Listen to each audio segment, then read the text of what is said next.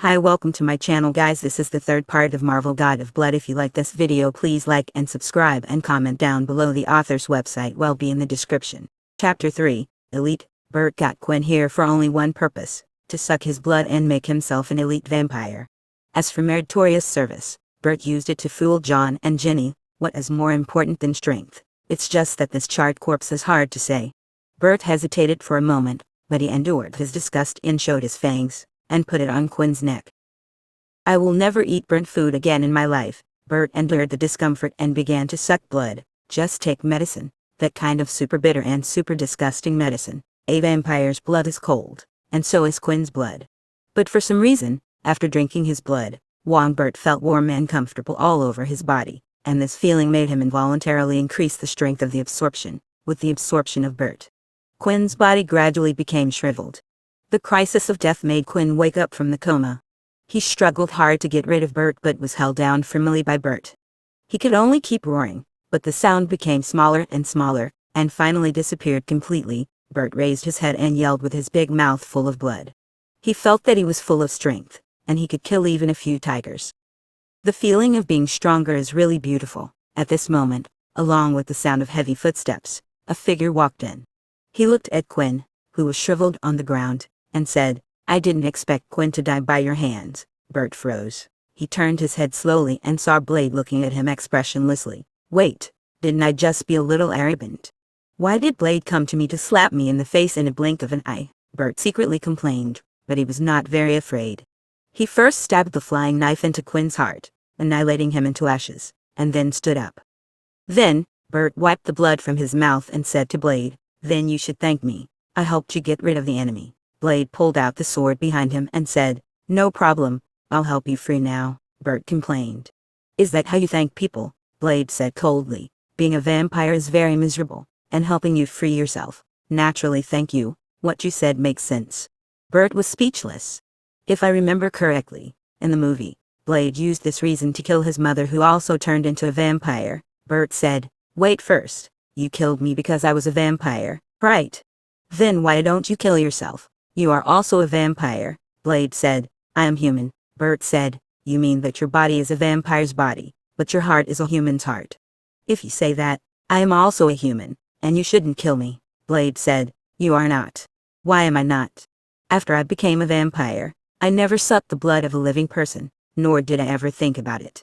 Compared to me, you seem to have sucked the blood of a living person." Bert sneered. "Blade, justice seems to be on my side." Blade was silent.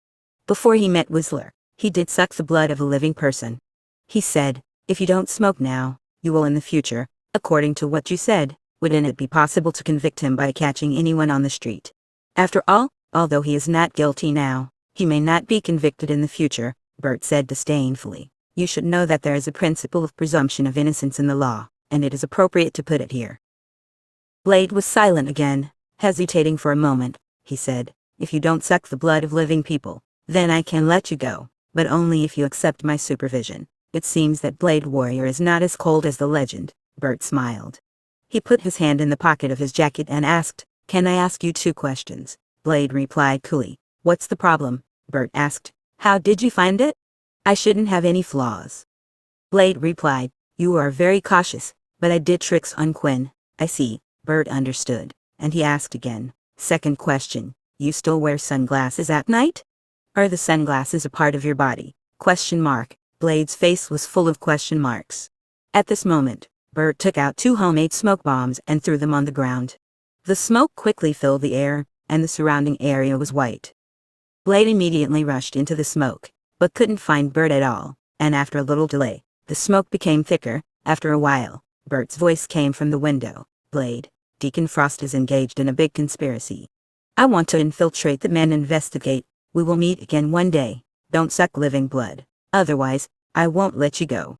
Remember, Blade is staring at you." Blade put the knife back into its sheath, and said coolly. Bert laughed and didn't answer, turned over and jumped off the 2nd floor, then got into John's car, and quickly left there.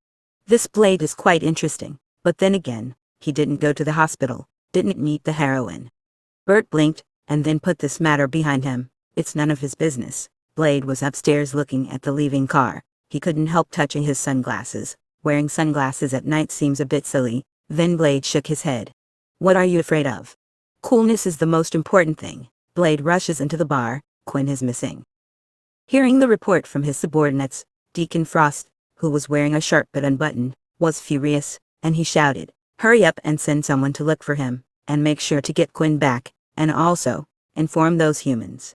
Let them keep an eye on the hospital to see if any strange bodies come in. Quinn doesn't die so easily." "Yes, Mr. Deacon." When the vampires heard the order, they immediately left the building as fast as possible to run errands. Deacon walked back and forth angrily. Quinn was his general. Without him, many things would be difficult to do. At this moment, a female vampire with blonde hair and white clothes said, "Deacon, let's set a trap and get rid of Blade. During this time, he has killed a lot of us." This female vampire is called Mercury. Although she is a pure-blood vampire, she follows Deacon and works for him. Deacon's eyes flashed fiercely, and he said, "Daywalker can't die. I have deciphered the holy code of blood race. I need him and 12 pure-blood elders." Mercury's eyes lit up, and she asked excitedly, "Deacon, are you finally going to take action against those timid and immortal old guys? It's time for them to dedicate themselves to the great cause of the vampire race." Deacon said, "I have a solution for Blade. As long as I need him, it's easy to catch him. Mercury, you can recruit some good players. We need a lot of manpower. It is good." Mercury agreed without hesitation, and fighting with pure blood naturally requires a lot of manpower. This world will eventually belong to their vampire race, and only Deacon Frost can lead them to victory. Mercury believes this, and so do other vampires. Deacon Frost, the vampire's hope. In the training ground, Wangbert held a wooden stick and attacked Frank as fast as lightning. Even Frank was constantly defended by his high-speed attack. However, Bert couldn't control his speed. Frank seized an opportunity and punched him in the cheek, staggering him 2 steps, and almost fell. Bert said gloomily, "Instructor, you agreed not to slap my face. What's wrong with your speed? Why is it so much faster all of a sudden?" Frank was very puzzled. If it weren't for the fact that the opponent's fighting ability was too poor and he couldn't control the speed, it would not be easy for him to take down the opponent. It's just that it's not easy. It's not that you can't win.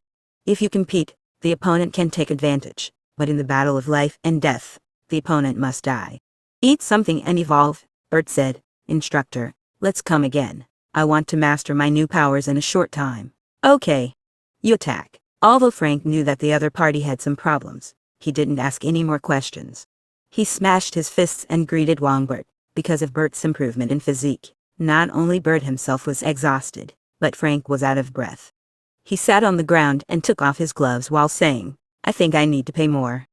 Then at it, Bert laughed. If his plan is successful, money is not a problem at all. If it fails, then there is no chance of using money in the future, Frank said with a smile. "Just joking. As much as I said before, it is as much.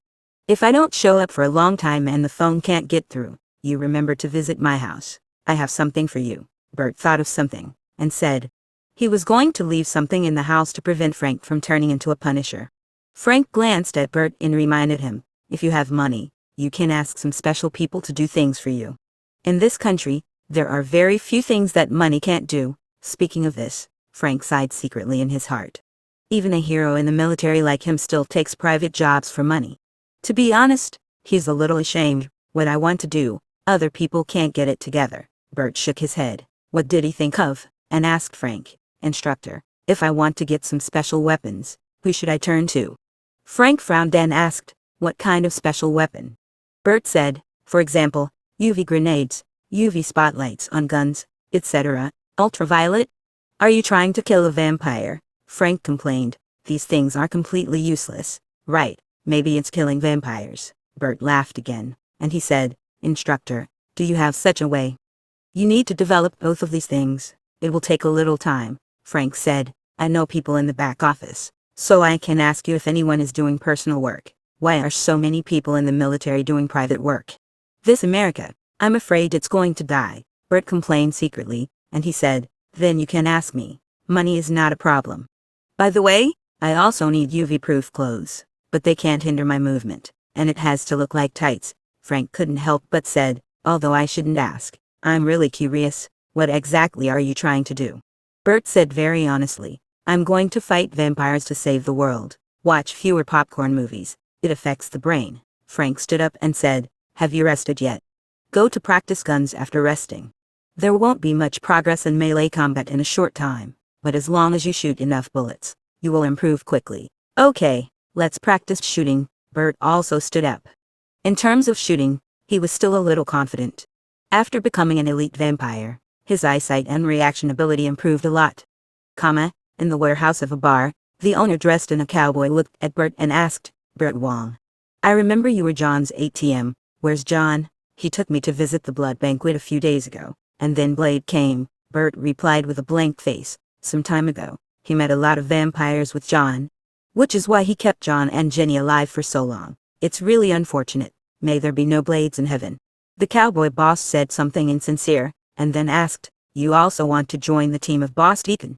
We don't accept waste. We want good players. Next time, there is a big move." Bert glanced at the cowboy boss, and suddenly pulled out Glock from his waist and fired a shot at the decorative wolf head in the warehouse. The cowboy boss was taken aback and stared at Bert in dissatisfaction. "This young man is just unreliable. Can't you tell me when you show your marksmanship? I don't know if the elderly can't be scared. Believe it or not, I lied down and asked you to pay for mental damage, but then again, this kid's gun is very fast. He can be called a fast shooter." Bert shrugged, put away the gun like a cowboy, and said, "I thought you were a cowboy 50 years ago, not now." The cowboy boss said angrily, $1,000 for the wolf's head. "No problem, right? On the old beauty side, money is the most important thing," Bert secretly complained, and he asked, "Can I join Boss Deacon's team? You can lose money." The cowboy boss said, "What did he think of?" and asked inexplicably, "Why are you still being bullied by John and Jenny with such good marksmanship? Without them, I wouldn't be able to integrate into the vampire society." Wong said, "It's smart." The cowboy boss said, "Okay, stay in the bar first, and when I recruit a few more people, I will take you to see Miss Mercury." Bert was puzzled. "Miss Mercury? Isn't it the Boss Deacon?" The cowboy boss said admiringly, "Miss Mercury is in charge of recruiting people. She's a pure-blood vampire. Only Boss Deacon can make pure-blood vampires work for him. That's why we have to follow him." Bert laughed, and just like that, he blended into Deacon Frost's team. And his current status was a glorious miscellaneous soldier under Miss Mercury. There is no problem with the miscellaneous soldiers. The key is to be able to infiltrate the altar of the ceremony. In other words, will Deacon's mutiny be as easy as in the movie? Thank you guys for listening. I hope you guys enjoyed. Please like and subscribe and comment down below if you would like the next part.